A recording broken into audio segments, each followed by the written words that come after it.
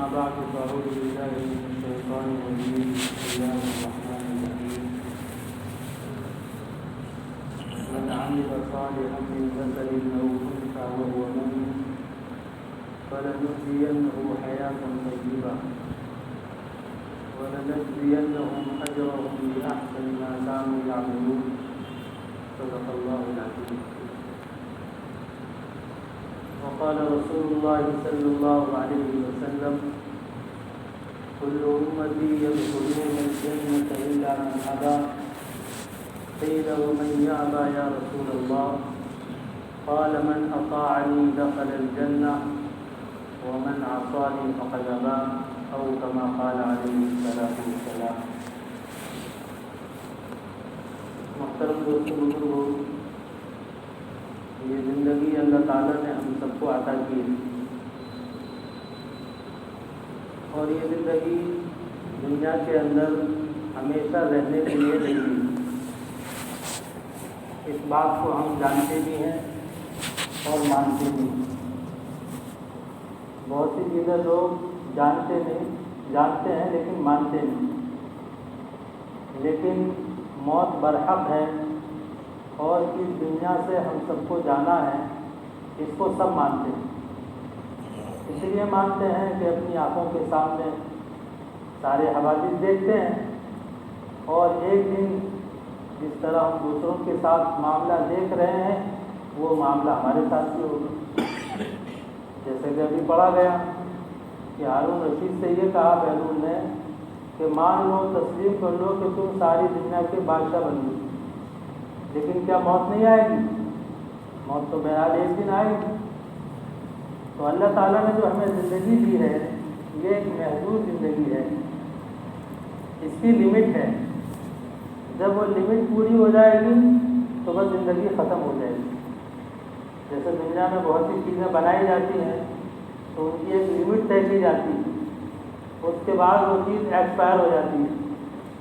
تو ایسے ہی انسان کی بھی ایک لمٹ، اور اس کو اللہ تعالیٰ نے طے کیا ہے. یہ کسی مخلوق کے ہاتھ میں نہیں، نہ کسی نبی کے ہاتھ میں، نہ کسی ولی کے ہاتھ میں، نہ کسی دولت مند کے ہاتھ میں، نہ کسی ڈاکٹر کے ہاتھ میں. یہ لمٹ تو اللہ نے طے کی، اور ایسی پکی بات ہے کہ جو طے کر دیا اس کو کوئی آگے نہیں بڑھا سکتا. ان اجل اللہ اذا جاء لا یؤخر. جو لمٹ اللہ نے طے کی ہے، جو وقت اللہ نے طے کیا ہے، اس میں ایک سیکنڈ کی تاثیر نہیں. تو بھائی دوستوں بزرگوں، یہ زندگی اللہ کی دی ہوئی امانت ہے. اللہ تعالیٰ نے ہم سب کو دی اور اس دنیا سے ہم سب رخصت ہوں گے اور آخرت کی زندگی میں ہم سب منتقل ہو جائیں گے. اور وہاں اللہ تعالیٰ ہم سے اس دنیا کی زندگی کے بارے میں پوچھے. زندگی ہمیں کیسے گزارنی ہے، زندگی ہمیں کہاں گزارنی ہے، یہ زندگی اللہ نے کیوں دی ہے، اس زندگی کی بقا اور تحفظ کا اللہ نے انتظام کیا ہے، یہ سارے انتظامات کیوں کیے ہیں، یہ باتیں سمجھنی. کیونکہ ہمیں اللہ نے زندگی دے کر ایسے نہیں چھوڑ دیا، بلکہ زندگی کی بقا کے لیے جو انتظامات ہیں وہ سب بھی اللہ ہی نے کیے. زندگی کی نشو و نما جو ہوتی ہے وہ سب اللہ کی پیدا کی ہوئی چیزوں سے یاد ہوتی ہے. ہم سب دیکھتے ہیں کہ انسان جب دنیا میں آتا ہے تو بالکل بے بس ہوتا ہے، لیکن اللہ تعالیٰ اس کی روزی کا انتظام کرتے ہیں، اور ایسی روزی کا انتظام کرتے ہیں کہ ماں کی چھاتی کے اندر اللہ دودھ پیدا کر دیتے ہیں، جو کھانے کا بھی انتظام ہے اور پینے کا بھی انتظام ہے. ورنہ تو اس وقت اس کے دانت نہیں ہوتے، وہ چبا نہیں سکتا، وہ کھا نہیں سکتا، وہ کھڑا نہیں ہو سکتا، وہ بیٹھ نہیں سکتا. اور ماں باپ کے دل میں اللہ تعالیٰ محبت ڈال دیتے ہیں، ایسی محبت ڈال دیتے ہیں کہ پوری رات جاگنا آسان ہو جاتا ہے اس معصوم بچے کے لیے. تو یہ محبت بھی اللہ نے ڈالی ہے اور یہ روزی کا انتظام بھی اللہ نے کیا. اور جیسے جیسے بچہ بڑا ہوتا رہتا ہے اور دنیا کے اندر اس کو جن چیزوں کی ضرورت ہوتی ہے وہ ساری چیزیں تو اللہ تعالیٰ چلائی ہے. بھائی زمین سے غلے اگا رہے ہیں، آسمان سے بارشیں ہو رہی ہیں اور ہم آرام سے سو رہے ہیں اور سبزیاں ہمارے لیے اگ رہی ہیں، راتوں کو آواز آ رہی ہے، سبزیاں بڑھتی جا رہی ہیں اور ہم آرام کر رہے ہیں۔ تو جتنی چیزیں ہم کھاتے پیتے ہیں یہ سب تھوڑا ملا کے ہم بنا لیتے ہیں، تو ہم سمجھتے ہیں کہ یہ چیز ہم نے بنائی ہے، حالانکہ ساری چیزوں کی جو اصل اور جڑ ہے وہ صرف اور صرف اللہ کی ذات ہے، اور اللہ کو اس میں کوئی شریک بھی نہیں، اللہ کا اس میں کوئی معاون بھی نہیں۔ اس لیے تو حدیث پاک میں آتا ہے کہ ان اللہ لا ینام ولا ينبغي له ان ينام، اللہ تعالیٰ سوتے نہیں ہیں اور اللہ کے لیے مناسب بھی نہیں کہ اللہ سو جائے، پھر کیا کرتے رہتے ہیں؟ سحاب باللیل والنہار، رات اور دن سخاوت کرتے رہتے ہیں، رات میں بھی سخاوت کرتے ہیں، دن میں بھی سخاوت کرتے ہیں۔ یخفض القسط ویرفعہ، ترازو کو اوپر نیچے کرتے رہتے ہیں، تقسیم کرتے رہتے ہیں، اور جس کے لیے جو تقسیم کر دیا اس سے زیادہ وہ لے نہیں سکتا، اس سے زیادہ وہ حاصل نہیں کر سکتا۔ تو ہمارے کھانے پینے کا انتظام اور ہماری بقا کا انتظام، چاہے وہ جسمانی اعتبار سے ہو چاہے خارجی اعتبار سے، انسان کی زندگی کے لیے بہت ساری چیزیں ایسی ہیں جو خارج میں ان کی ضرورت، جیسے ہوا ہے کہ یہ انسانی بقا کے لیے ایک ضروری چیز ہے، اللہ تعالیٰ نے اس کا انتظام کیا۔ روشنی ہے، اللہ نے اس کا انتظام کیا، اور پھر کھانے پینے کی چیزیں۔ اس لیے قرآن مجید میں اللہ تعالیٰ نے ایک جگہ بیان کیا کہ انسان اپنے کھانے کو دیکھا کرے، ادھر ادھر زیادہ جانے کی ضرورت نہیں ہے۔ تو روزانہ کتنی مرتبہ ہم کھانا کھاتے ہیں، اور کھانا کھانے کے بعد کیسی سیرابی ہوتی ہے، چہرے پر کیسی بشاشت آتی ہے۔ تو اللہ تعالیٰ فرماتے ہیں کہ فَلْيَنظُرِ الْإِنسَانُ إِلَىٰ طَعَامِهِ، کہ انسان یہ غور کرے کہ یہ کھانا جو ہے اور یہ کھانے کی جو نعمتیں ہیں یہ کہاں سے آئی۔ پھر اللہ تعالیٰ فرماتے ہیں أَنَّا صَبَبْنَا الْمَاءَ صَبًّا، کہ سب سے پہلے تو ہر چیز کو ہم نے پانی سے زندگی دی ہے، تو بادلوں سے پانی ہم نے برسایا۔ ثُمَّ شَقَقْنَا الْأَرْضَ شَقًّا، پھر زمین کو ہم نے پھاڑا ہے، وہ جو بیج پھوٹتے ہیں اور وہ گٹھلیاں جو پھوٹتی ہیں، کوئی دنیا کی مشین نہیں ہے جو آپ کی گٹھلیوں کو پھوڑے اور پھر اس میں سے درخت نکل آئے۔ وہ چھوٹے سے معصوم سے بیج، آپ دیکھیں چھوٹے چھوٹے، سرسوں ہے، چاول ہے، اب یہ اتنی معمولی سی چیزیں ہیں، کون سی مشین ان کو پھوڑتی؟ ان اللہ خالق الحب والنوا، گٹھلیوں کے پھاڑنے والے بھی اللہ ہیں اور بیجوں کے پھاڑنے والے بھی اللہ ہیں۔ ثم شققنا الارض شقا، کہ زمین کو ہم نے پھاڑا ہے، اور پھر کیا کیا؟ فانبتنا فيها حبا وعنبا وقضبا وزيتونا ونخلا وحدائق غلبا وفاكهة وأبا۔ پھر اللہ نے موٹی موٹی چیزیں ذکر کی ہیں کہ ہم نے گیہوں پیدا کیے، ہم نے چاول پیدا کیے، ہم نے زیتون پیدا کیے، ہم نے کھجوریں پیدا کی، ہم نے انگور پیدا کیے، اور پھر وحدائق غلبا، بہت ساری چیزوں کے باغات ہم نے لگا لیے۔ کس کے لیے بھائی؟ متاعا لکم، اللہ کو ان میں سے ایک چیز کی ضرورت نہیں، اللہ کسی کا محتاج نہیں ہے، سب تمہارے لیے کیا ہے، تمہاری زندگی کے لیے، تمہاری خوشحالی کے لیے، تمہاری نشو و نما کے لیے، تمہارے آرام کے لیے، تمہاری لذت کے لیے، تمہارے فائدے کے لیے، اللہ کو ان میں سے کسی چیز کی ضرورت نہیں۔ متاعا لکم ولانعامکم، اور جو تمہارے چوپائے ہیں جن سے تم بہت سارے فائدے اٹھاتے ہو، دودھ کا فائدہ اٹھاتے ہو، گوشت کا فائدہ اٹھاتے ہو، چمڑے کا فائدہ اٹھاتے ہو، ان کی ہر چیز سے تمہارے لیے نفع کی چیزیں ہیں، تو ان کے لیے اللہ نے یہ چارہ پیدا کیا، ان کے لیے اللہ نے یہ غلے اور کھانے پینے کی چیزیں پیدا کی۔ تو اس لیے میرے محترم دوست بزرگوں، ہمارے اوپر سب سے بڑا احسان اللہ کا ہے، ہمارا وجود۔ تو انسان اترانے لگتا ہے، ذرا سا اللہ تعالیٰ تھوڑا سا مال دے دیں، تھوڑی سی یعنی عہدہ دے دیں، کچھ منصب دے دیں تو اترانے لگتا ہے۔ اور ایسا سمجھتا ہے کہ یہ سب میرا اپنا ہنر ہے، یہ میری اپنی قابلیت ہے، یہ میری اپنی صلاحیت ہے، بلکہ بعضے تو یہ سمجھتے ہیں کہ میں تو اس کا حقدار ہوں، مجھے تو ملنا ہی چاہیے، وہ اپنا حقدار سمجھتا ہے، حالانکہ کسی کا کوئی حق نہیں ہے۔ ہمارے اوپر جو کچھ بھی انعامات ہیں یہ سب اللہ نے ہمیں دیے ہیں اور اللہ کا ہم پر احسان ہے۔ المن للہ ولرسولہ، سارا احسان تو اللہ اور اس کے رسول ہی کا۔ اس لیے بھائی دوست بزرگوں، یہ اللہ نے زندگی دی ہے اور ہماری زندگی کے رہنے سہنے کا اللہ نے انتظام کیا اور کر رہے ہیں اور کرتے رہیں گے۔ اس ساری دنیا کو اللہ نے سجایا ہے، ساری کائنات کو اللہ نے بنایا ہے اور ساری کائنات پر اللہ کا قبضہ ہے اور ساری کائنات اللہ کی محتاج ہے۔ کائنات میں بسنے والا ایک ایک انسان اور کائنات میں رہنے والی ایک ایک مخلوق وہ اللہ کی محتاج ہے اور اللہ کسی کا محتاج نہیں۔ یہ سیدھی سچی بات ہے۔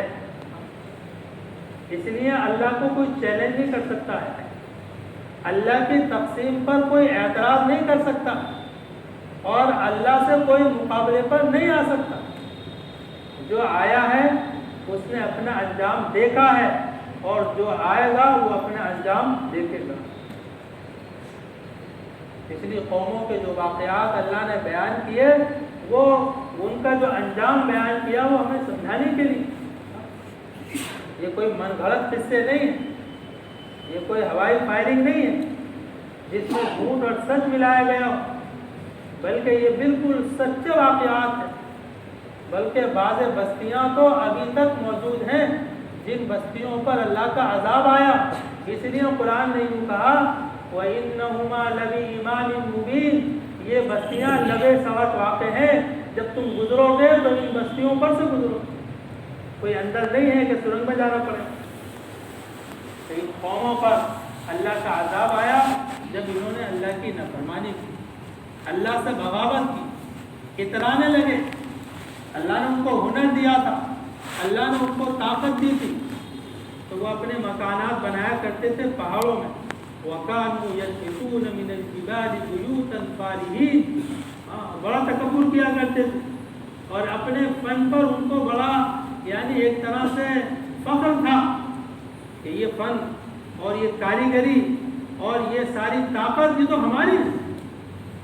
اور کبھی کبھی جوش میں کہہ بھی دیا کرتے تھے من اشد منا قوہ، ہم سے زیادہ طاقتور کون ہے، من اکثر جماع، ہم سے زیادہ جماعت کس کی بڑی ہے، سب کچھ تو ہمارے پاس ہے۔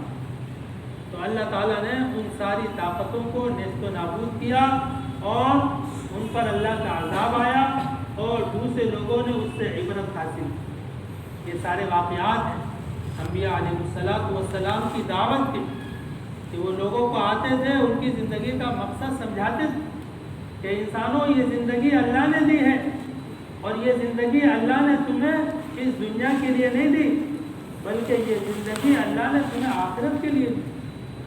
تمہاری جو اصل زندگی ہے، تمہارا جو اصل ٹھکانہ ہے، تمہارے جو اصل رہنے کی جگہ ہے وہ آخرت ہے۔ ہر نبی نے اس بات کو سمجھایا۔ اب جس کی بات سمجھ میں آ گئی بہرحال وہ کامیاب ہو۔ سب سے زیادہ کامیاب انسان کون ہے دنیا میں؟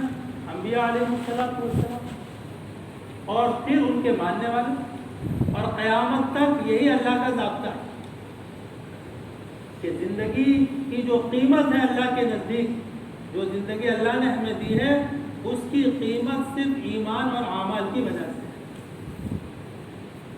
اگر اس زندگی کے اندر ایمان اور اعمال ہیں تو پھر یہ زندگی اتنی قیمتی ہے کہ انسان فرشتوں سے بھی اوپر چلا جاتا ہے۔ اللہ تعالیٰ اس کو اپنا محبوب بنا لیتے ہیں، اپنا مقبول بندہ بنا لیتے ہیں اور وہ اللہ کی نعمتوں کا مستحق ہو جاتا ہے جو آخرت میں اللہ نے نعمتیں تیار کی۔ اور اگر یہ زندگی ہم جس مقصد کے لیے اللہ نے دی ہے اس مقصد کے مطابق نہیں گزارتے اور ایمان اور عمل سے کوسوں دور ہیں تو پھر اس کی کوئی قیمت نہیں، چاہے کتنا ہی حسن و جمال ہو اور کتنے ہی دنیاوی اسباب ہمارے پاس ہوں، پھر اس زندگی کی اللہ کے نزدیک کوئی قیمت نہیں۔ اس لیے اللہ نے قرآن میں فرمایا جو لوگ ایمان نہیں لاتے تھے اور اللہ کی ذات و صفات پر یقین نہیں رکھتے تھے اور اللہ کی اطاعت اور بندگی نہیں کرتے تھے اور اللہ سے بغاوت کرتے تھے، ان کے بارے میں اللہ تعالیٰ نے فرمایا کہ وَلَهُمْ قُلُوبٌ لَا يَفْقَهُونَ بِهَا وَلَهُمْ أَعْيُنٌ لَا يُبْصِرُونَ بِهَا وَلَهُمْ آذَانٌ لَا يَسْمَعُونَ بِهَا أُولَٰئِكَ كَالْأَنْعَامِ بَلْ هُمْ أَضَلُّ أُولَٰئِكَ هُمُ الْغَافِلُونَ کہ ان کو ہم نے دل دیا ہے لیکن یہ دل سے حق بات کو سمجھتے ہیں، ہم نے ان کو آنکھیں دی ہیں لیکن ان آنکھوں سے حق بات کو دیکھتے نہیں، ہم نے ان کو کان دیے ہیں، ان کانوں سے حق بات کو یہ سنتے نہیں ہیں، یہ لوگ جانوروں کی طرح ہیں بلکہ ان سے بھی زیادہ بے گزرے ہیں۔ مفسرین نے لکھا ہے کہ اس کی وجہ یہ ہے حالانکہ جانور بے زبان مخلوق ہے لیکن ان کے اندر بھی حس اور شعور ہوتا ہے کہ تھوڑا سا آپ ٹکڑا ڈال دیں اور تھوڑا سا اس کے ساتھ احسان کر دیں تو وہ آپ کا فرما بردار بن جائے گا۔ اور اللہ تعالیٰ کے احسانات کتنے بھی ہمارے اوپر، ذرا ہم موازنہ کریں، جس دن سے ہم پیدا ہوئے ہیں آج تک، اب وقت کی تھوڑی سی پریشانی، حالات، آزمائشیں آتی ہیں، یہ بھی ترقی کے لیے آتی ہیں۔ مومن کے ساتھ تو اللہ کا معاملہ ایسا ہے کہ اگر مومن کو کوئی کانٹا بھی چبھتا ہے اس پر بھی وہ صبر کرے تو اجر مل جاتا ہے۔ عجبا لامر المومن، مومن کا معاملہ تو بہتر ہی ہے ہر حال کہ اگر اس کو کوئی تکلیف پہنچے اور اس پر صبر کرے تو بھی انعام ہے اس کے لیے، اور اگر کوئی خوشی پہنچے اور اس پر شکر ادا کرے تو بھی انعام ہے اس کے لیے۔ تو مومن کے لیے تو ہر حال میں خیر ہی ہے۔ میرے محترم دوستو بزرگوں، یہ زندگی اللہ نے ہمیں صرف گزارنے کے لیے، کاٹنے کے لیے یا اس دنیا کے اندر مشغول ہونے کے لیے نہیں دی، یہ بات ہمیں سمجھنی۔ اچھا یہ ہم نے کیسے سمجھی؟ تو یہ باتیں سمجھانے کے لیے اللہ تعالیٰ انبیاء علیہ السلام کو بھیجا کرتے، سارے نبیوں نے آ کر اپنی قوم کو ان کی زندگی کا مقصد سمجھایا، اور ہمارے اور آپ کے آقا جناب محمد رسول اللہ صلی اللہ علیہ وسلم وہ تو قیامت تک کے لیے نبی بن کر آئے اور قیامت تک آنے والے انسانوں کے نبی بن کر آئے ہیں۔ تو اب ہمیں اپنی زندگی کو جناب محمد رسول اللہ صلی اللہ علیہ وسلم نے جو زندگی گزارنے کا طریقہ ہمیں بتلایا اس کے مطابق گزارنا، اسی کو دین کہتے ہیں۔ دین جو ہے کوئی الگ سے کہیں خریدنے کی چیز نہیں ہے کہ بازاروں کے اندر کہیں ملتا ہو وہاں سے خرید کے لے آئیں، بلکہ دین کسے کہتے ہیں؟ دین ہے اللہ کا قانون۔ اللہ تعالیٰ نے اپنے نبی صلی اللہ علیہ وسلم کے ذریعے زندگی گزارنے کا جو طریقہ ہمیں عطا فرمایا ہے اس طریقے کو دین اسلام کہتے ہیں، اور اس پر اللہ نے ہماری کامیابی رکھی۔ گویا کہ اللہ نے ہمیں منتخب کیا ہے اور سارے انسانوں میں اللہ نے ہمیں سلیکٹ کیا، کائے کے لیے؟ دین کے لیے۔ اب ہماری ذمہ داری یہ بنتی ہے کہ ہم اس پر باقی رہیں، اس پر قائم رہیں اور اس کی محنت کریں تاکہ ساری دنیا کے انسان بھی اللہ کی بندگی کے ساتھ اور اللہ کی اطاعت کے ساتھ زندگی گزارنے والے بن جائیں۔ حضرت ابراہیم علیہ السلام نے جو اپنے بیٹوں کو وصیت کی تھی تو اس کو اللہ نے قرآن میں بیان کیا۔ انہوں نے فرمایا کہ اے میرے بیٹو، یا بنی ان اللہ اصطفیٰ لکم الدین فلا تموتن الا وانتم مسلمون۔ اللہ نے تمہیں دین کے لیے چن لیا کہ تمہارے لیے اللہ نے دین کو منتخب کر لیا۔ اب تمہاری ذمہ داری کیا بنتی ہے؟ فلا تموتن الا وانتم مسلمون، مرتے دم تک اس پر قائم رہنا، مرتے دم تک، کیونکہ اس سے پہلے کوئی بھروسہ نہیں ہے کہ کب شیطان آ کر اور وہ ہمیں بہکا دے اور ہمارے ایمان اور عمل پر ڈاکہ ڈالے۔ اس لیے فرمایا فلا تموتن الا وانتم مسلمون، جب تک دنیا کے اندر زندہ ہو اس وقت تک دین پر باقی رہنا اور دین پر ثابت قدم رہنا۔ اب یہ چیز کیسے وجود میں آئے گی بھائی؟ اس کے لیے اللہ تعالیٰ نے ہمیں دین کی محنت دی. یہ زندگی اللہ نے ہمیں دین ہی کے لیے دی ہے، اور دین کی بقا اور تحفظ وہ دین کی محنت سے ہے. اس لیے اللہ تعالیٰ نے اس امت کو دین کی محنت بھی بطور خاص عطا کی، تاکہ ہمارے ماحول میں، ہمارے گھروں میں، ہمارے بچے بچیوں کی زندگی میں، ہمارے معاشرے میں، ہمارے علاقے میں، پورے عالم کے اندر دینی ماحول قائم ہے. لوگ اپنے پیدا کرنے والے کو پہچانیں، اللہ کی معرفت حاصل ہو، اور جناب محمد رسول اللہ صلی اللہ علیہ وسلم جو پاکیزہ اور نورانی طریقے لے کر آئے ہیں وہ گھر گھر کے اندر زندہ ہو جائیں. اس کے لیے ہمیں یہ محنت کی. اس لیے ہم صرف اپنی ذات کے مکلف نہیں ہیں، بلکہ ہم پوری دنیا کے انسانوں کے ذمہ دار. ہر گھر کے اندر دین زندہ ہو جائے، ہر فرد امت اللہ کی بندگی اور اللہ کی اطاعت پر آ جائے. اس کی محنت کرنا، اس کے لیے کوشش کرنا، اس کے لیے قربانیاں دینا، یہ ہماری ذمہ داری. اور اپنے بچوں کو، اپنے گھر کے ماحول کو اس پر آمادہ کرنا. یہ دین کا معاملہ ایسا نہیں ہے کہ یہ صرف فرض کفایہ ہے کہ گھر میں ایک آدمی نماز پڑھنے لگا اب سب کی طرف سے کام، گھر میں ایک آدمی اللہ کے راستے میں جانے لگا سب کی طرف سے کام، باقی اپنی دنیا کے اندر مشغول.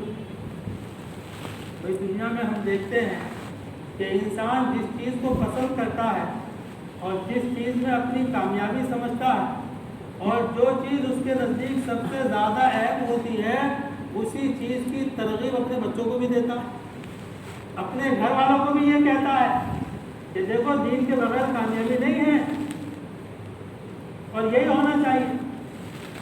ایسا نہیں ہے کہ 4 لوگ تو اپنے دنیا کے اندر مشغول ہیں اور بالکل وہ نمازوں سے اعمال سے غافل ہیں اور ہم مطمئن ہیں کہ بھئی ہم تو دین کا کام کریں. بلکہ ہمیں ایسی محنت کرنی ہے کہ ہمارے گھر کا ہر فرد دین کی محنت کرنے والا بن جائے، حتیٰ کہ ہمارے گھر کی عورتوں کے اندر بھی یہ فکر ہو کہ دنیا میں اللہ کا دین کیسے زندہ ہو. یہ ہے بھائی دوست بزرگوں اصل چیز، کیونکہ اس کے لیے اللہ نے ہمیں پیدا کیا، اس کے لیے اللہ نے ہمیں زندگی دی، اس کے لیے اللہ تعالیٰ نے ہمیں امت محمدیہ میں چنا. ہم صرف کھانے کمانے کے لیے نہیں آئے، دنیا کی دوڑ دھوپ کے لیے نہیں آئے. بھائی دنیا دارالاسباب ہے، اسباب کو اختیار کرنا ہے، لیکن اسباب ہی کو سب کچھ سمجھ لینا اور اسی پر یقین کر کے بیٹھ جانا اور اپنی زندگی کے مقصد کو بھول جانا، یہ کوئی عقل مندی نہیں ہے، یہ بہت بڑی نادانی ہے. ہمارے دل اور دماغ میں یہ بات ہو کہ کامیابی جو ملے گی وہ دین پر چل کر ہی مل سکتی، میری بھی، میرے بچوں کی بھی، میرے گھر کی عورتوں کی بھی اور دنیا میں بسنے والے ایک ایک انسان. یہ اور یہی دعوت کی محنت کے ذریعے سے چاہا جا رہا. اور بھائی سچ بات بھی ہے، سچائی بھی ہے. من عمل صالحا من ذکر او انثى وهو مؤمن، کہ جس کی زندگی میں ایمان اور اعمال صالحہ ہوں گے ہم اس کو دنیا میں ہی پاکیزہ زندگی عطا کریں گے. حیات طیبہ، علماء نے لکھا ہے کہ اس حیات طیبہ سے مراد زیادہ تر جمہور کی رائے ہے. بعض مفسرین کہتے ہیں کہ آخرت کی زندگی ہے، جنت کی زندگی ہے، لیکن جمہور مفسرین کہتے ہیں کہ حیات طیبہ سے مراد دنیا کی زندگی، کیونکہ آگے آخرت کی زندگی کو الگ سے بیان کریں. وَلَنَجْزِيَنَّهُمْ أَجْرَهُمْ بِأَحْسَنِ مَا كَانُوا يَعْمَلُونَ، اور آخرت میں جو اجر دیں گے وہ تو اس سے بدل جا بہتر ہوگا. اس زندگی کا تو ہم تصور نہیں کر سکتے، لیکن دنیا کی زندگی بھی تمہاری پرسکون بنے گی دین کے راستے سے. یہ اور ہم میں سے ہر ایک یہی چاہتا ہو. دنیا میں ہر انسان یہ چاہتا ہے کہ میری زندگی اچھی ہو جائے، میرا فیوچر اچھا ہو جائے، میرا مستقبل اچھا ہو جائے، میرے بچے کامیاب ہو جائیں، میرے گھر کے اندر خوشحالی آ جائے، میرے گھر کے اندر برکتیں آ جائیں. ہر ایک چاہتا نہیں چاہتا، لیکن بس یہ ہے کہ چاہنے سے کام نہیں چلے گا. اس کے جو اسباب ہیں، برکت آنے کے جو اسباب ہیں ان کو اختیار کرنا ہوگا. وَلَوْ أَنَّ أَهْلَ الْقُرَىٰ آمَنُوا وَاتَّقَوْا لفتحنا علیہم برکات من السماء والارض. کیسی سچی سچی باتیں ہیں قرآن میں. اللہ تعالیٰ فرماتے ہیں کہ اگر یہ بستی والے, اہل القریٰ سے مراد گاؤں والے, محلے والے, گھر والے, علاقے والے, یہ ملک والے سب اس کے اندر آ جائیں. وَلَوْ أَنَّ أَهْلَ الْقُرَىٰ آمَنُوا, اگر یہ بستی والے ایمان لے آئیں اور اللہ پر ایسا یقین کریں جیسا یقین کرنے کا حق ہے, وَاتَّقَوْا, اور پرہیزگاری والی زندگی گزاریں, اللہ کی اطاعت اور بندگی والی زندگی گزاریں, اور اپنے آپ کو گناہوں سے بچائیں, اللہ کی نافرمانی سے بچائیں, اللہ کی معصیت سے بچائیں. لَفَتَحْنَا عَلَيْهِمْ بَرَكَاتٍ مِّنَ السَّمَاءِ وَالْأَرْضِ, ہم زمین اور آسمان سے اپنی رحمت کے خزانے کھول دیں گے. تو خزانوں کے مالک تو اللہ ہی ہے. اب بتائیے, آسمان اور زمین کے خزانے اللہ کے تو قبضے میں اللہ وعدہ کرے. لَفَتَحْنَا عَلَيْهِمْ بَرَكَاتٍ مِّنَ السَّمَاءِ وَالْأَرْضِ, لیکن ہم ان خزانوں کو حاصل کرنے کے لیے نہ جانے کیسی کیسی کوشش کرتے ہیں. کوئی جھوٹ کے ذریعے, کوئی رشوت کے ذریعے, کوئی دھوکے کے ذریعے. اب اس کو عقل مندی سمجھتے. اور قرآن جو اللہ کا کلام, اور اللہ سے زیادہ سچی کسی کی بات نہیں ہو سکتی, اللہ سے زیادہ سچے کوئی ہے ہی نہیں.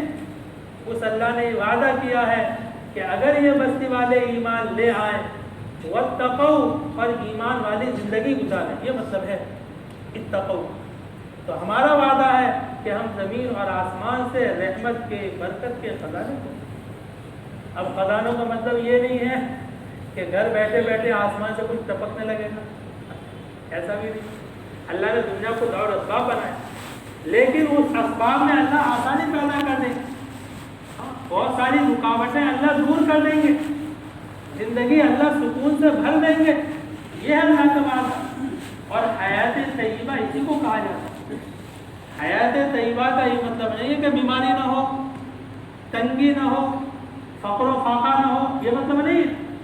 حیات طیبہ کا مطلب ہے کہ ہر حال کے اندر دل کے اندر سکون. کوئی بیماری آئی, اب بیماری میں مایوس, ارے میں تو کسی کام کا نہیں رہا, میری زندگی تو خراب. اب یہ مایوسی تو کفر ہے, اللہ کی طرف سے ہے یہ, اللہ کی طرف سے. اور اللہ نے وعدہ کیا ہے کہ اللہ تعالیٰ بیمار کے گناہوں کو معاف کر دیتے ہیں, بیمار کی دعائیں قبول کرتے ہیں. اور اگر گناہ نہیں ہے تو اللہ اس کے درجے بلند کرتے ہیں. تو میرے تو درجے بلند ہو رہے ہیں, میرے تو گناہ معاف ہو رہے ہیں. تو بیماری بھی رحمت بن جائے گی نہیں, بیماری بھی سکون کا ذریعہ بنے گی نہیں. ایسا نہیں ہے کہ بیماری نہ ہو, فقر و فاقہ نہ ہو, تنگی ہوگی, پریشانی ہوگی, لیکن وہ اس میں بھی اپنے اللہ کی طرف رجوع کرے گا. تو اللہ تعالیٰ کل قیامت میں فقراء مہاجرین کو اغنیاء سے 500 سال پہلے جنت تک پہنچا دیں.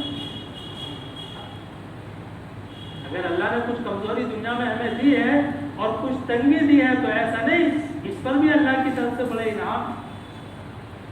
کوئی حادثہ گھر کے اندر ہوا, اب آدمی ارے یہ تو ہونا ہی نہیں چاہیے, ٹھیک ہے اللہ کی مرضی تھی, ہو گیا, اب ہمیں اس پہ صبر کرنا, اور صبر کرنے پر پھر اللہ کی طرف سے اجر.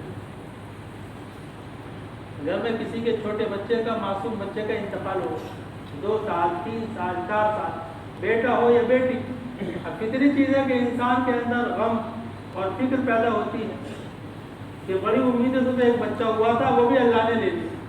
بھائی اللہ نے تو دیا تھا, لیکن اللہ اس پر کیا انعام دیں گے. کہ حدیث پاک میں آتا ہے کہ جب کسی بچے کا انتقال ہو جاتا ہے تو ملک الموت سے اللہ تعالیٰ پوچھتے ہیں کہ تم نے میرے بندے کے جگر کے ٹکڑے کی روح قبض کر لی. یہ جملہ ہے حدیث میں کہ قبضتم ثمرۃ فؤادی, میرا جو بندہ تھا اس بندے کے دل کے ٹکڑے کو تم نے لے لی. ملک الموت عرض کرتے ہیں کہ اللہ آپ کا تو حکم تھا, آپ کے حکم کے بغیر تھوڑے ہم کسی کو لے سکتے ہیں, ہم تو خود آپ کے حکم کے محتاج ہیں. تو اللہ تعالیٰ فرماتے ہیں فماذا قال عبدی, میرے بندے نے کیا کہا. اللہ جب آپ کے بندے نے سنا تو آپ کے بندے نے انا للہ و انا الیہ راجعون پڑھا کہ یہ اللہ ہی کی طرف سے تھا, اور ہم سب کو بھی تو اللہ ہی کے پاس واپس جانا ہے. اللہ کی امانت کی اللہ نے دی.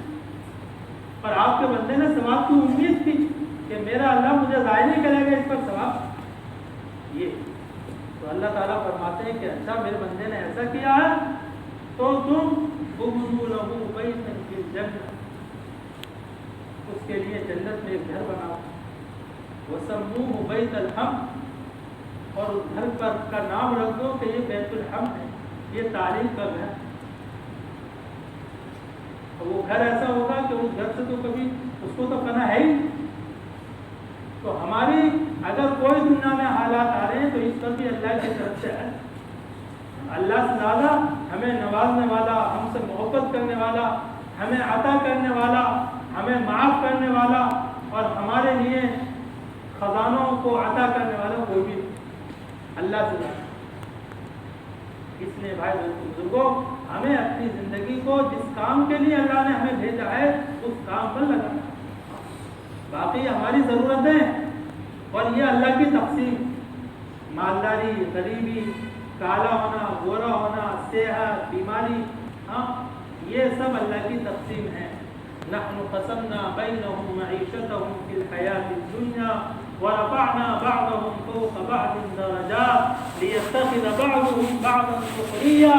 ہم نے دنیا کی زندگی کو تقسیم کر دیا ہے، کسی کو اوپر بنایا، کسی کو نیچے بنایا، تاکہ ایک دوسرے کے کام آتے رہیں، تمہارا دنیا کا نظام صحیح چلتا رہے، اس لیے ہم نے کیا. باقی ہم چاہیں سب کو مالدار بنا دیں، اللہ کے لیے کیا مشکل. ہم بڑے اتراتے ہیں گولڈ، گولڈ کتنا قیمتی ہو گیا، کتنا مہنگا ہو گیا، اور اللہ نے سمندر میں پھینک رکھا ہے، اللہ نے زمین کے اندر چھپا رکھا ہے. کھودتے رہو، نکالتے رہو. کیسے خزانوں کے مالک؟ یہ جتنی ایجادات دنیا میں ہوتی ہیں، جتنی ریسرچ ہوتی ہے، جتنی تحقیقات ہوتی ہیں، ان تحقیقات کے کرنے کے بعد ہم بہت اعلیٰ ڈگریاں حاصل کر لیتے ہیں. وہ کاہے پر ہوتی ہیں تحقیقات؟ کس چیز پر ہوتی ہیں؟ اللہ کی پیدا کی ہوئی چیزوں پر ہی تو کر رہے ہیں. ہم وہ ذرا پتھر کے اندر تھوڑی تحقیق کر کے سائنٹسٹ بن جاتے ہیں، یہ نہیں دیکھتے کہ اس پتھر کو کس نے پیدا کیا. اللہ نے تو پیدا کیا. اتنے بڑے بڑے پہاڑ کہ جن ایک ایک پہاڑ پر ریسرچ کر کے لوگ کہاں سے کہاں پہنچ گئے، وہ پہاڑ کس نے بنایا؟ اللہ نے بنایا. زمین کے اندر جو خزانے چھپے ہوئے ہیں اور انسان نکال کر اور پیسے کی بھرمار ہو رہی ہے. کہیں آئل نکل گیا، کہیں گیس نکل گئی، کہیں لوہا نکل گیا، کہیں پیتل، کہیں سلور، کہیں گولڈ. اللہ تعالیٰ فرماتے ہیں وَأَنزَلْنَا الْحَدِيدَ فِيهِ بَأْسٌ شَدِيدٌ وَمَنَافِعُ لِلنَّاسِ. اس لوہے کو ہم ہی نے اتارا ہے، زمین کے اندر ہم ہی نے پیدا کیا. اور کس کے لیے؟ تمہارے نفع کے لیے، تمہارے فائدے. لیکن بھائی یہ ساری چیزیں تو اللہ نے کر دی، لیکن ہمیں اللہ نے جس کام کے لیے پیدا کیا تھا اس کو ہم بھول گئے. ہم یہ سمجھے کہ شاید ہم اسی کام کے لیے آئے، حالانکہ ایسی بات نہیں. قرآن نے تو حکم دیا، تحقیقات کرنے کا حکم دیا، اللہ کی مخلوقات میں غور و فکر کرنے کا حکم دیا، ریسرچ کرنے کا حکم دیا ہے. لیکن کاہے کے لیے؟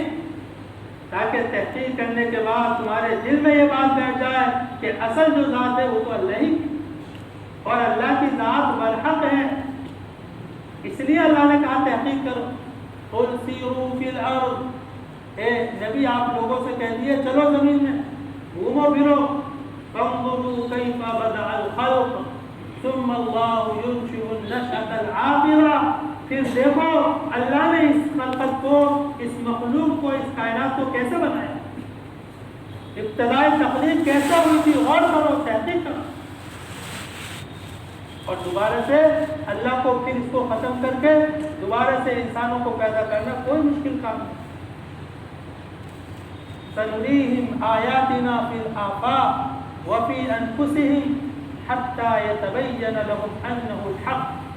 اس آیت میں اللہ تعالیٰ فرماتے ہیں کہ اے نبی آپ کے زمانے کے بعد، آپ کے زمانے میں نہیں، آپ کے زمانے کے بعد ہم فضاؤں کے اندر اور انسان کی زندگی کے اندر لوگوں کو ایسی چیزیں دکھائیں گے کہ ان چیزوں کو دیکھنے کے بعد لوگوں کو یقین آ جائے گا کہ بھئی یہ کام تو اللہ کے علاوہ کوئی نہیں کر سکتا. علماء نے لکھا ہے کہ فی انفسہم میں پوری میڈیکل سائنس آتی ہے. آنکھ پر ریسرچ کریے، کانوں پر ریسرچ کریے، دل پر ریسرچ کریے. ہم ایسی چیزیں دکھائیں گے تحقیق ہونے کے بعد کہ تمہاری بات یہ سمجھ میں آ جائے گی کہ یہ کام اللہ کے علاوہ کوئی نہیں کر سکتا، یہ مخلوق کے بس میں نہیں ہے. اصل خلق اللہ ہی کے ہاتھ میں.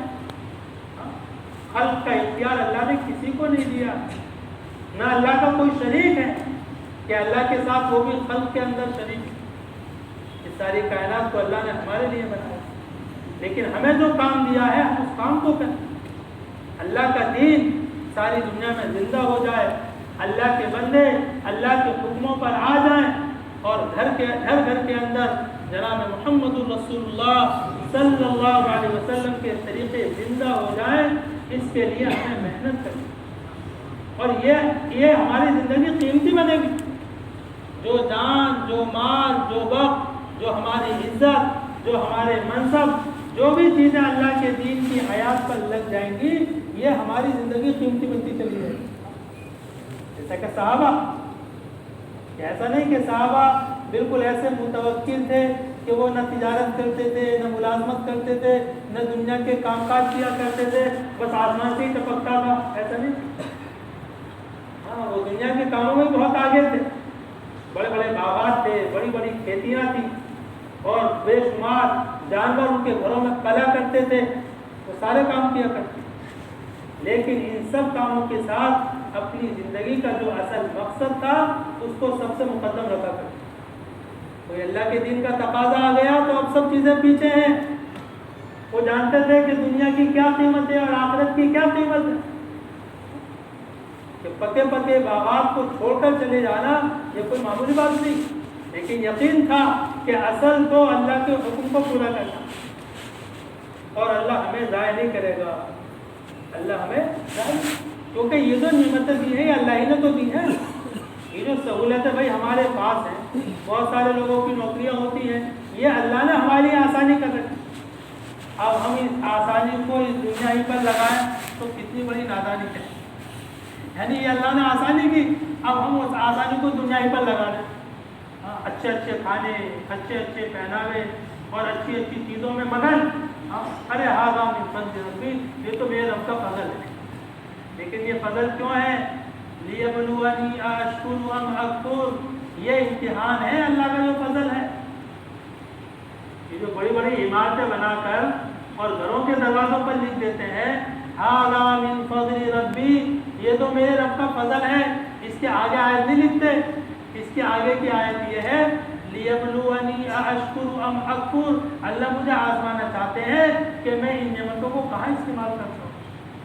کیا میں شکر گزار بنتا ہوں یا ناشکرہ بنتا ہوں؟ اس کو پتہ بھی نہیں ہوتا لوگ. اور یہ جملہ کس کا ہے؟ ھذا من فضل ربی جو جملہ ہے یہ کس کا؟ یہ حضرت سلیمان علیہ السلام کا جملہ ہے، جن کو اللہ نے ایسی بادشاہت دی تھی کہ ایسی بادشاہت قیامت تک کسی کو ملے گی نہیں.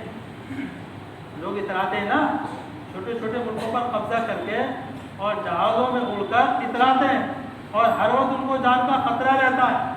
حضرت سلیمان علیہ السلام نے کہا تھا کہ وَهَبْ لِي مُلْكًا لَا يَنبَغِي لِأَحَدٍ مِّن بَعْدِي إِنَّكَ أَنتَ الْوَهَّابُ، کہ اللہ مجھے ایسی بادشاہت دینا کہ پھر کسی کے لیے مناسب ہو، اور آپ تو دینے والے ہیں. اللہ نے کہا ٹھیک. فَسَخَّرْنَا لَهُ الرِّيحَ تَجْرِي بِأَمْرِهِ رُخَاءً حَيْثُ أَصَابَ وَالشَّيَاطِينَ كُلَّ بَنَّاءٍ وَغَوَّاصٍ وَآخَرِينَ مُقَرَّنِينَ فِي الْأَسْفَلِ، کہ اللہ نے ایسی بادشاہت دی کہ ہوا کو مسخر کر دیا. اب دنیا میں ہوا تو کسی کے لیے مسخر نہیں. اگر کوئی جہاز میں بیٹھ کر چلتا بھی ہے تو ہر وقت خطرہ رہتا ہے، موسم خراب ہو گیا تو بھی انتظار کرو، ویٹ کرو. وہاں تو یہ تھا سلیمان اپنے تخت پر بیٹھتے تھے اور اپنے حواریوں کو اور اپنے جو ان کے نوکر چاکر ملازم بٹھاتے تھے اور ہوا کو حکم دیتے تھے کہ فلاں علاقے میں چلنا. اب وہ ایسا نہیں بہت تیزی کے ساتھ چل رہی، وہ ہوا ایک بلندی پر لے آتی تھی ان کو اور پورا تخت حضرت سلیمان علیہ السلام کو آتا. تو اللہ نے ایسی بادشاہت دی. حضرت سلیمان علیہ السلام نے ملکہ بلقیس اس کو دعوت دی.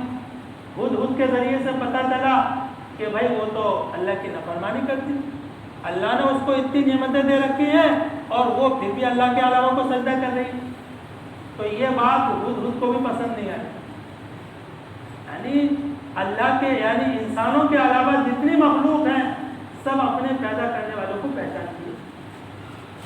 ہاں یہ درندے چرندے جتنے بھی ہیں ان سب کو معلوم ہے کہ ہمارا پیدا کرنے والا بھی اللہ ہے. وَإِن مِّن شَيْءٍ إِلَّا يُسَبِّحُ بِحَمْدِهِ. کوئی چیز ایسی نہیں ہے جو اللہ کی تسبیح نہ پڑھتی، اللہ کی پاکی بیان نہ کرتی. تو ہدہد نے جب یہ دیکھا ملکہ بلقیس کے حالات کہ ان کو اللہ نے اتنی نعمتیں دے رکھی ہیں اس کے باوجود یہ اللہ کو بھولے ہوئے ہیں، تو ہدہد نے آ کر یہ بات کہی کہ میں ایسی خبر لے کر آئی ہوں کسی کو پتہ نہیں. تو انہوں نے کہا وہ کیا خبر ہے کہ ایسے ایسے ایک یعنی ملکہ ایک بلقیس نام کی عورت ہے جو حکومت کرتی ہے اور اللہ نے اس کو بہت کچھ دے رکھا ہے، لیکن میں نے دیکھا وَجَدْتُهَا وَقَوْمَهَا يَسْجُدُونَ لِلشَّمْسِ مِن دُونِ اللَّهِ کہ وہ بھی اور اس کی قوم بھی اللہ کے علاوہ کو سجدہ کرتی، سورج کو سجدہ کر رہے. وَزَيَّنَ لَهُمُ الشَّيْطَانُ اور شیطان نے ان کے لیے مزین کر دیا کہ تمہارا اصل خدا تو یہی ہے. شیطان ایسے سجا کر پیش کرتا ہے دنیا کو، آدمی سمجھتا ہے کہ میری بھلائی تو اسی میں ہے. تو شیطان کا کام جو ہے وہ مزین کرنا ہے، برے عمل کو مزین کرنا. جیسے گندگی کے اوپر آپ چاندی کا ورق چڑھا دیجیے، یہ کام ہوتا ہے شیطان کا. گوبر کے اوپر چاندی کا ورق چڑھا دیں تو کتنا خوبصورت رہے گا.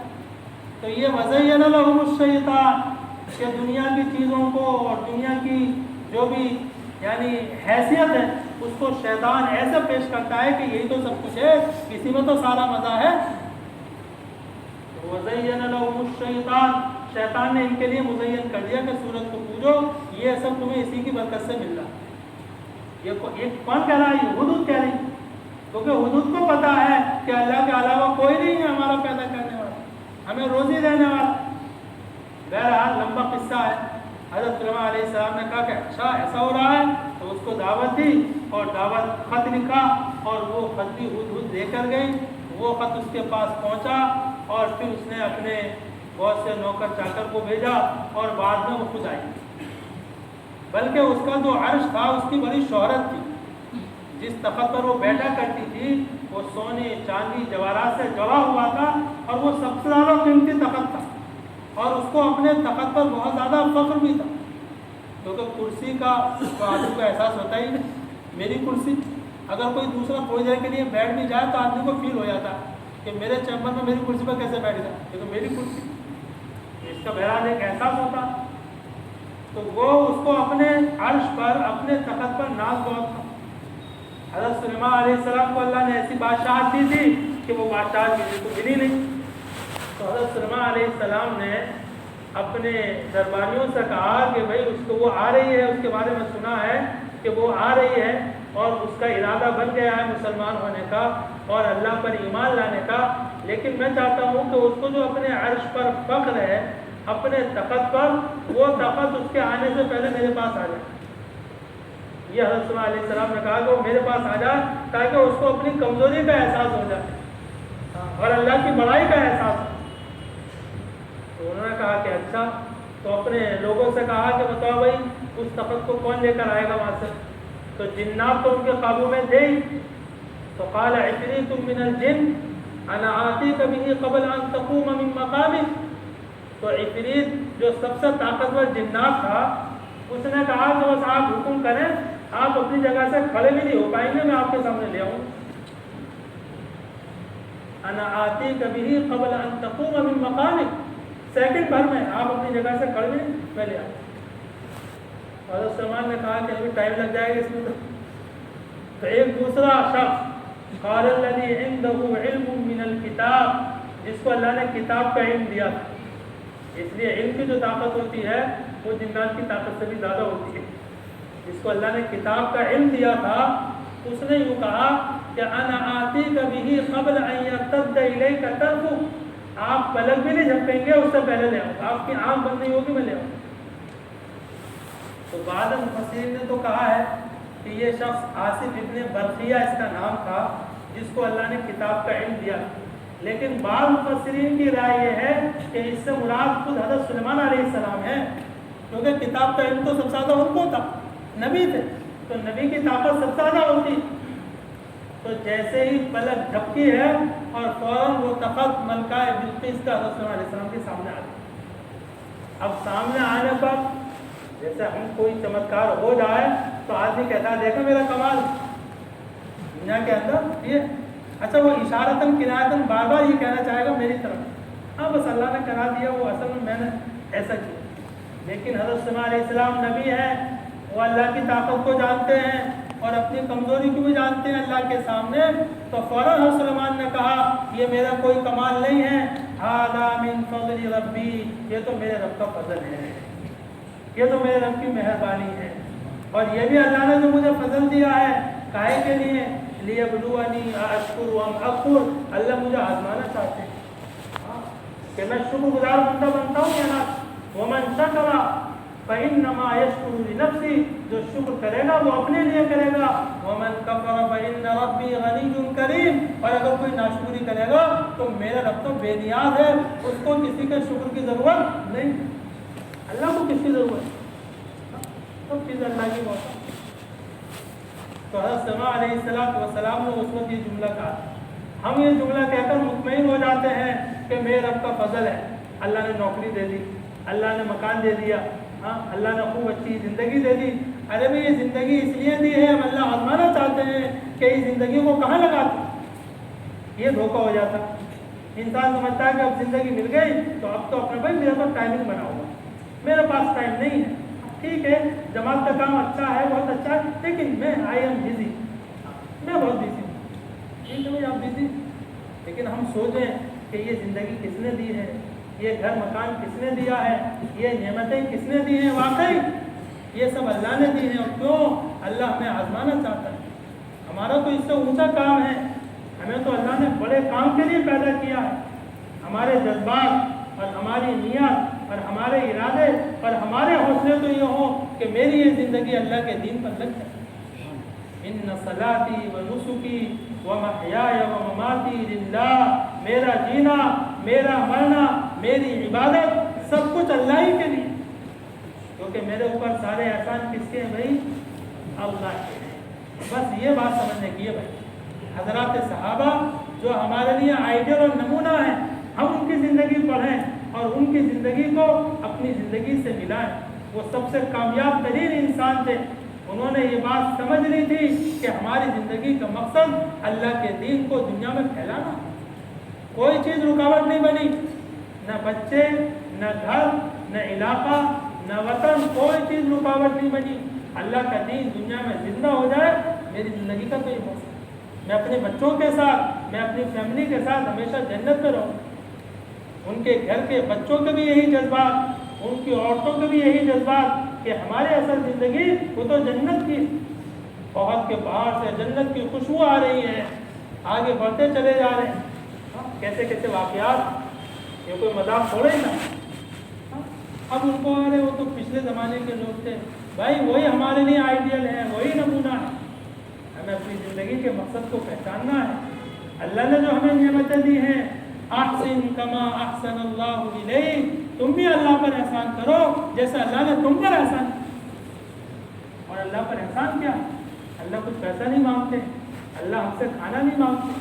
بس اللہ نے ہمیں جو کام دیا ہے ہم اس کام میں اپنے آپ کو لگائیں, یہ زندگی کا مقصد بنائیں. اور صرف خود نہیں بلکہ اپنے بچوں کو بھی اسی پر کھڑا کریں. یا بنیا ان اللہ اصطفیٰ لکم الدین, اے میرے بیٹو, اے میری اولاد, اللہ نے تمہیں دین کے لیے منتخب کیا ہے.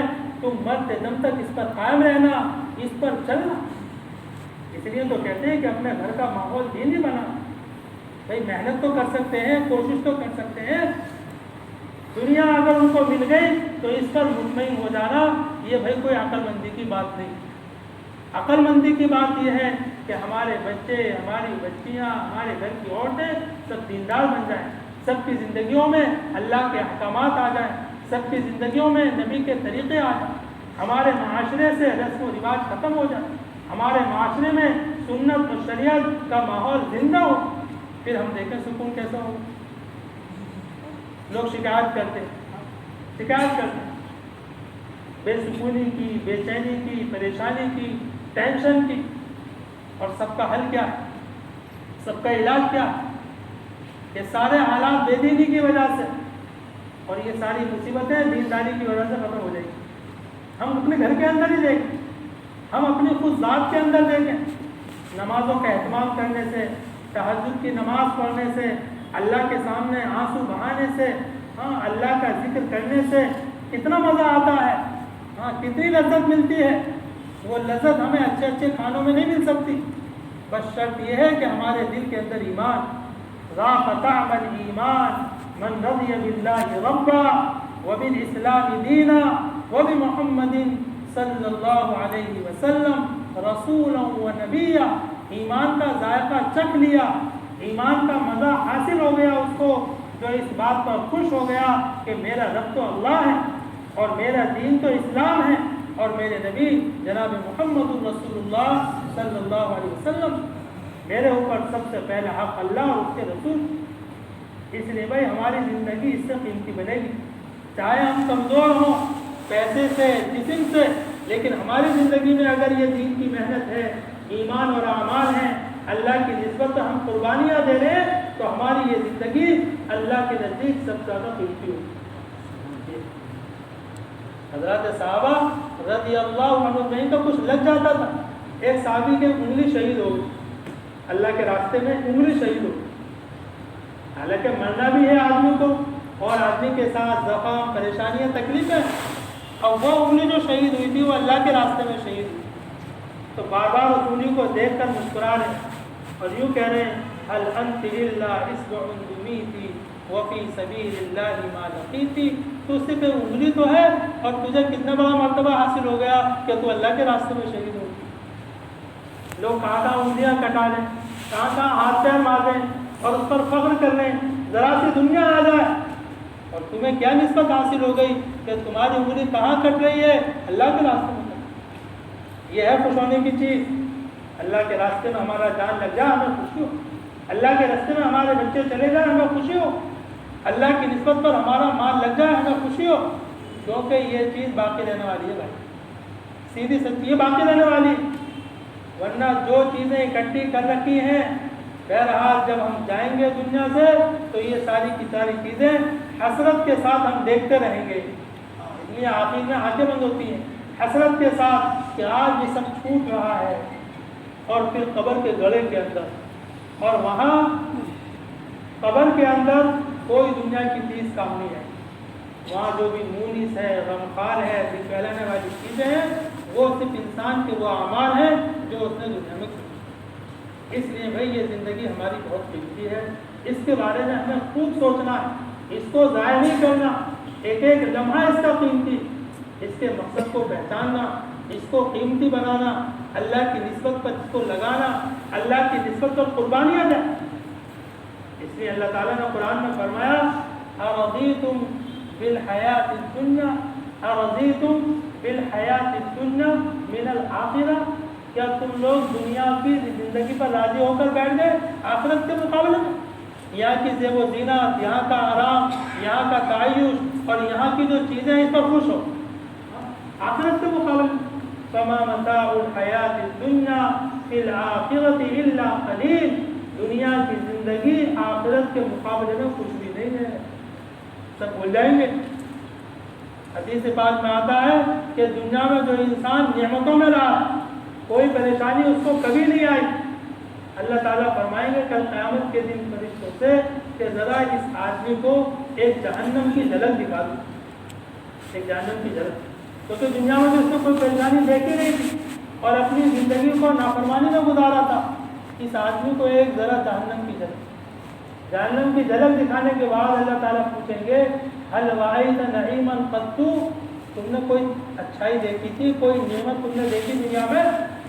جس انسان کی ساری زندگی نعمتوں میں گزری ہے وہ قسم کھا کر یوں کہے گا واللہ ما رأیت نعیما قط، اللہ کی قسم میں تو جانتا ہی نہیں کہ نعمت ہوتی کیا ہے، مجھے کچھ پتہ نہیں، کیونکہ اس کو فرشتے بتا دیں گے کہ تم یہی آنے والے تمہارے۔ اور اس کے برعکس جنت میں پہنچائیں گے، جنت والے کو ایک جھلک دکھائیں گے تو اللہ تعالیٰ اس سے پوچھیں گے ہل رأیت بؤسا قط، کیا دنیا میں تمہیں کوئی تکلیف پہنچی تھی؟ وہ کہے گا اللہ کی قسم میں تو تکلیف جانتا بھی نہیں ہوتی کیا، مجھے تو جلدی سے میرے محل میں پہنچا، میرے گھر میں پہنچا، میں تو اپنی منزل دیکھ آیا، میں تو اپنا ٹھکانہ دیکھ آیا، اب مجھے دنیا کی کوئی چیز یاد نہیں ہے، اب تو مجھے میری جنت ہو۔ تو بھائی یہ سب چیزیں ہونے والی ہیں، ہونے والی ہے نہیں، یہ صرف دل بہلانے کے لیے۔ اس لیے ہم سب نیت ارادے کریں کہ جو جان مال اللہ نے ہمیں دیا ہے اس کو اللہ کے دین کی حیات اور سر بلندی پر ہم لگائیں گے بھائی سب۔ اس کے لیے بتایا بھائی 4 مہینے کے لیے کس کا ارادہ ہے؟ اللہ کے راستے میں اللہ کی نسبت پر اپنے جان مال کو لگانا، اپنے بچوں کو وطن کو چھوڑنا، یہ بڑی سعادت کی اعتبار سے جو ہمارے اعمال ہوتے ہیں سب ان کے اندر فکر کے ساتھ شریک کا مشورہ ہے، بناتے ہیں، تعلیم ہے، اور اسی طرح ہفتے میں 2 کٹ ہیں اور مہینے کے 3 دن اعمال دعوت ہے، اعمال ہدایت، اعمال تربیت۔ اگر ہم ان میں لگے رہیں گے تو ہماری فکریں زندہ رہیں گی اور فکروں کے اندر ترقی ہوتی رہے گی۔ اسی طرح یہ ہمارا جو اتوار کا اجتماع ہے الحمدللہ شروع ہو گیا ہے 10:30 سے 12 تک، تو کوشش کریں کہ ہم اس کے اندر خود بھی شریک ہوں اور اپنے محلے سے دوسرے ساتھیوں کو بھی لے کر آئیں۔